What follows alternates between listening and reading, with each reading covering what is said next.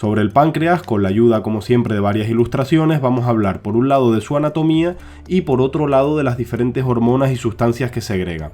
Para finalizar vamos a ver unos cortes histológicos del páncreas. Bueno, vamos a empezar por un repaso general de la anatomía del páncreas. El páncreas es un órgano glandular que está situado en la parte superior. Aquí podemos ver en esta ilustración dónde estaría el páncreas, es esto amarillo que está ahí, que se ve ahí detrás. ¿Vale? Entonces está situado en la parte superior de la cavidad abdominal, por debajo del hígado y por detrás del estómago. El páncreas tiene una doble función, exocrina, que sería la digestiva, y endocrina, que sería la hormonal. La función exocrina la ejerce a través de la secreción de jugos pancreáticos, que vierte al duodeno, y la función endocrina consiste en la secreción de varias hormonas, como la insulina y el glucagón, que vierte al torrente sanguíneo. Para realizar estas funciones, el páncreas está compuesto de múltiples unidades secretoras o acinos. Todas estas funciones digestivas y hormonales las vamos a ver más adelante con detenimiento, pero primero vamos a ver su estructura anatómica. Al páncreas lo podemos dividir en varias partes. Por un lado tenemos la cabeza del páncreas, que es la parte más voluminosa. La cabeza está encajada, como vemos aquí en la ilustración, está encajada en las tres primeras porciones del duodeno. De la cabeza del páncreas parten los dos conductos que desembocan en el duodeno. Luego tenemos el cuerpo del páncreas, que es la parte central. Se extiende desde la cabeza, a la que lo une el istmo del páncreas, hasta la cola. La cara anterior del cuerpo del páncreas está cubierta por el peritoneo. Y por último tenemos la cola del páncreas, que es el extremo más delgado del páncreas. Presenta una forma aplanada y ligeramente puntiaguda. Y como vemos aquí, terminaría en el vaso, que es este órgano que vemos aquí. Bien, luego tenemos el conducto pancreático principal o conducto de Wirsum. Es el conducto que recorre todo el páncreas, desde la cola hasta la cabeza, y va recogiendo la secreción que producen cada una de las unidades secretoras o acinos, y sale finalmente para desembocar en el duodeno junto al conducto colédoco, que también desemboca aquí. En su parte terminal presenta, al igual que el conducto colédoco, un pequeño esfínter muscular que se abre solo cuando se precisa la acción del jugo pancreático. Este conducto pancreático, el de Wirsum, vierte la secreción del páncreas a través de la papila mayor del duodeno o papila de Vater, que es un mamelón o prominencia en cuyo vértice se abre un orificio mediante el cual, como ya hemos explicado, desembocan en el duodeno el conducto de Wirsum y el conducto colédoco procedente del hígado. Estos conductos poseen en su parte terminal un anillo muscular que se comporta como un esfínter y recibe el nombre de esfínter de Oddi, con dos Ds, Oddi. Ambos conductos se unen en su parte terminal formando un pequeño ensanchamiento que se denomina la ampolla hepatopancreática o la ampolla de Vater. Luego tenemos el conducto pancreático accesorio o de Santorini. ¿Vale? Es un pequeño conducto que nace del conducto pancreático principal y desemboca en el duodeno, vertiendo la secreción pancreática que recoge en su trayecto. Como ven aquí, el conducto pancreático principal, de aquí sale el conducto pancreático accesorio de Santorini y desemboca aquí también en el duodeno. Este conducto desemboca en la papila menor del duodeno, que es una diminuta eminencia en cuyo vértice se abre un pequeño orificio, a través del cual desemboca en el duodeno el conducto pancreático accesorio o de Santorini. Bueno, vamos a ver ahora cuatro cositas sobre la irrigación del páncreas. El páncreas recibe sangre principalmente del tronco celíaco y de la arteria mesentérica superior. Ambas son ramas de la aorta abdominal. Vale, conviene tener en cuenta, aquí tendríamos el tronco celíaco y aquí la arteria mesentérica. Vale, conviene tener en cuenta que en esta imagen el estómago, que sería toda esta parte de aquí, el estómago ha sido elevado, ya que normalmente estaría aquí, estaría pegado al páncreas, y se ha quitado el peritoneo. Así podemos ver las diferentes ramas de la aorta abdominal que irrigan el páncreas. Vale, esto aquí, este tronco que tenemos aquí detrás es la aorta abdominal, todo esto sería el estómago, aquí tendríamos el duodeno, aquí el páncreas y aquí tendríamos el vaso. Vale, entonces aquí podemos ver por un lado el tronco celíaco, es esta parte de aquí que sale de la cara anterior de la aorta abdominal y se ramifica en tres arterias que irrigan el hígado mediante la arteria hepática, ¿vale? Que sería esta de aquí.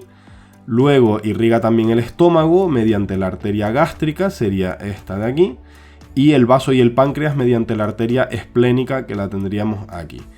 Luego tendremos la arteria mesentérica superior, aquí un poco más abajo, que nace de la cara anterior de la aorta abdominal por debajo de la salida del tronco celíaco y desciende verticalmente, como vemos en la imagen, pasa por detrás del páncreas. De esta arteria parten las arterias que irrigan el intestino delgado, una parte del páncreas y del mesenterio y la mitad derecha del intestino grueso.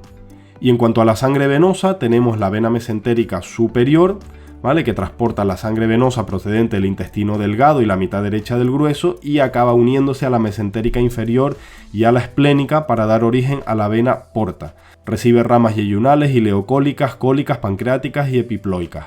¿Vale? Tendríamos aquí la vena porta. Bueno, una vez visto la anatomía externa, podemos ver más de cerca los acinos pancreáticos e islotes de Langerhans. Lo vamos a hacer con la ayuda de esta ilustración. Y así podemos ir viendo las diferentes sustancias que producen. Como ya explicamos antes, el páncreas es una glándula mixta y está formada por dos tejidos diferentes. La glándula de secreción externa está formada por los acinos glandulares. Cada acino posee un conducto excretor para el jugo pancreático.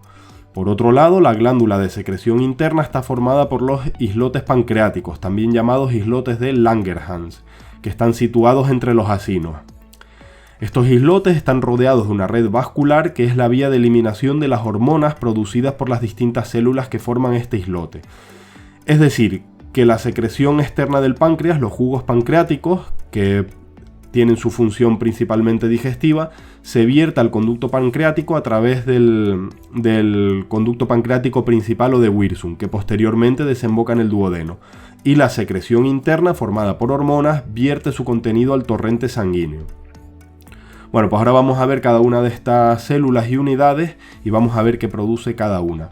Aquí en esta imagen tendríamos los acinos pancreáticos, cada uno de estos es un acino pancreático que se encargaría de la producción del jugo pancreático, y todo esto, toda esta parte central sería el islote de Langerhans con diferentes células que producen diferentes hormonas, que es lo que vamos a ir viendo ahora. Vamos a empezar con los acinos pancreáticos. Los acinos pancreáticos son estructuras esféricas y huecas, y la secreción exocrina del páncreas es lo que producen los acinos pancreáticos. Es una mezcla de contenido acuoso, rico en bicarbonato y enzimático o proteico sintetizado. Estas enzimas son las que ayudan a digerir los diferentes componentes de las comidas, los carbohidratos, lípidos y proteínas. Una vez llegan al duodeno, participan en la digestión de los diferentes componentes. Entonces, estas enzimas fundamentalmente son tres. Tenemos la lipasa, que es la que se encarga de la digestión de grasas, amilasa, que es la que se encarga de la digestión de los azúcares, y el tripsinógeno, que es el que se encarga de la digestión de las proteínas. También producen otras enzimas, pero bueno, yo creo que las más importantes y con las que tenemos que quedarnos son estas tres. Lo siguiente que podemos ver es la parte endocrina, es decir, los islotes de Langerhans, las células que hay en el interior de los islotes de Langerhans. Vale, vamos a verlas una a una brevemente, las vamos a ordenar de las más numerosas a las menos numerosas. Primero tenemos las células beta, que son las que producen y liberan insulina. La insulina es una hormona hipoglucemiante que regula el nivel de glucosa en la sangre. Lo que hace esta hormona es facilitar que la glucosa sanguínea pueda entrar en el interior de las células para ser utilizada como energía, y también contribuye a retirar el exceso de glucosa que se almacena en el hígado en forma de glucógeno. Estas células son las más abundantes en los islotes de Langerhans, suponen entre el 60 y el 75% del total de los islotes. Luego tendríamos las células alfa, que son las que sintetizan y liberan glucagón. El glucagón lo que hace es aumentar el nivel de glucosa sanguínea, es decir, es una hormona hiperglucemiante. Esto lo consigue mediante la estimulación de la formación de glucosa a partir del glucógeno almacenado en los hepatocitos del hígado. La liberación de glucagón es inhibida por la hiperglucemia. Cuando hay hiperglucemia sanguínea se inhibe la liberación de glucagón. Estas células representan entre el 10 y el 20% del volumen del islote. Luego tendríamos las células delta. Las células delta producen somatostatina, que es una hormona que, entre otras funciones, inhibe la secreción de los jugos gástrico y pancreático e inhibe el vaciamiento del estómago y de la vesícula biliar cuando la digestión ha terminado. Estas células representan menos del 10% del islote. Y luego tendríamos las células PP, o también llamadas células F, que producen y liberan el polipéptido pancreático, que controla y regula la secreción exocrina del páncreas. Estas células representan menos del 1% de las células del islote. Y por último, pues tendríamos las células sanguíneas y los capilares a través del cual vierten su contenido. Bueno, con esto habríamos acabado la parte teórica con las ilustraciones y como les comenté al principio y he estado haciendo ya en los últimos vídeos, vamos a ver unas imágenes, unos cortes histológicos para ver cómo se vería en realidad este tipo de tejidos. En concreto vamos a ver la parte de los islotes de Langerhans. Esta sería una muestra de tejido pancreático a tamaño real, tal como se coloca la muestra en el porta, ¿vale? Esta sería la imagen sin aumento de microscopio, colocada en el porta. Aquí tendríamos un aumento 1×4, ¿vale? Entonces aquí vemos los islotes de Langerhans. Bien, vemos por qué se llaman islotes, pues son auténticos islotes en medio de todo el páncreas exocrino. Vamos a ir viendo, como hemos hecho en otros vídeos, vamos a ir poniéndole nombres a las imágenes para que nos sea más fácil identificarlos. Como vemos aquí, tenemos todos los islotes de Langerhans en medio de todo el páncreas exocrino. Yo creo que viendo esta imagen se entiende bien el nombre de islote. Si hacemos un aumento de 20, pues aquí vemos un poquito más de cerca el islote. Vamos a ponerle los nombres, pues vemos aquí todos los acinos pancreáticos, tal como veíamos en la ilustración, sería toda esta parte de aquí fuera, el páncreas exocrino, y aquí tendríamos una visión un poquito más clara, más cercana del islote de Langerhans. Y si hacemos un aumento 1×40, esto sería más o menos la imagen más aproximada a la ilustración con la que explicamos la parte de las hormonas. Si ponemos los nombres, pues aquí veríamos los acinos pancreáticos del páncreas exocrino y aquí dentro de la línea de puntos tendríamos el islote de Langerhans. Todas estas son las diferentes células, como ya hemos visto, pues aquí estarían en su mayor parte las células beta produciendo insulina, las células alfa produciendo glucagón y en menor medida células delta y células F. Y aquí en medio del islote pues tendríamos varios capilares sanguíneos. Vale, yo creo que con estos cortes histológicos se entiende un poquito mejor y se ve la realidad de lo que hemos estado explicando. Bueno, pues ahora sí, con esto damos por concluido el vídeo. Les animo, como hago siempre al final del vídeo, a suscribirse, no cuesta nada, es solo un clic, es gratuito. Si les gusta el vídeo, denle un like, dejen comentarios, esto ayuda a que el vídeo tenga un poquito más de difusión en YouTube. Y también les animo a seguirnos en otras redes sociales, especialmente en Instagram.